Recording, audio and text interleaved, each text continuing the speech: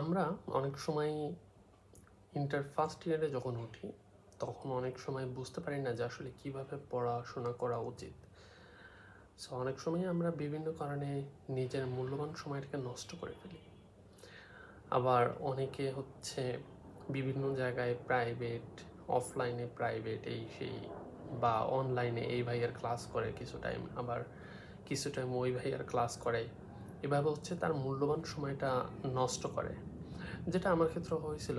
আমি প্রায় 6 মাসের মতো বিভিন্ন জায়গায় দৌড়াইতে দৌড়াইতে কলেজের প্রাইভেট বা এদিক ওদিক দৌড়াতে দৌড়াতে আমার প্রায় 7 থেকে 8 মাসের মতো নষ্ট হয়েছে।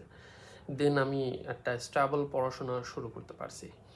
সো অনেকের ক্ষেত্রেই কিন্তু এই প্রবলেমটা দেখা যায়। সো এখন প্রশ্ন এটা থেকে কিভাবে উত্তরণ করা যায়। সো এটা থেকে উত্তরণ করার জন্য তোমাকে ফার্স্ট তোমার স্কুল বা কলেজ এর বড় ভাইয়াদের কাছে জিজ্ঞেস করতে হবে, যারা ভালো জায়গাতে আছে, যে ভাইয়া কীভাবে পড়লে বা কোন ওয়েতে আগালে সব থেকে ভালো হবে।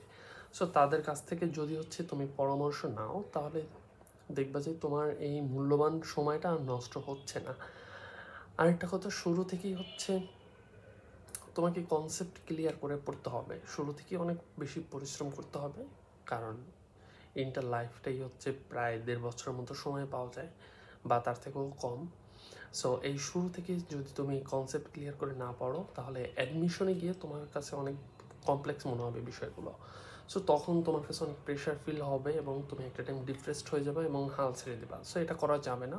তোমাকে শুরু থেকেই খুব ভালোভাবে পড়াশোনা করতে হবে, কনসেপ্ট ক্লিয়ার করে, যেন পরবর্তীতে বিষয়টা ইজিভাবে হ্যান্ডেল করতে পারো। তো আমি আমার কথা যদি শেয়ার করি, আমার প্রথম 7-8 মাস তো এইভাবে দৌড়াতে দৌড়াতে টাইমগুলো গেছে। দেন আমি খুব ভালোভাবে একটা প্রিপারেশন নেওয়া শুরু করি। দেন অ্যাডমিশন টাইমে এসে আমার কাছে খুব একটা কঠিন কিছু মনে হয় নাই। তো বিষয়টা এটাই যে শুরু থেকে একটু ভালোভাবে পড়তে হবে, আর ইন্টার লাইফটা খুব কম সময়ের। সো এখানে খুব ভালোভাবে একটু পড়তে হবে। আর তোমাদের যদি কোনো বিষয়ে কোনো প্রশ্ন থাকে, তাহলে অবশ্যই কমেন্টে বলতে পারবা। আর দেখা হবে পরবর্তী কোনো ভিডিওতে।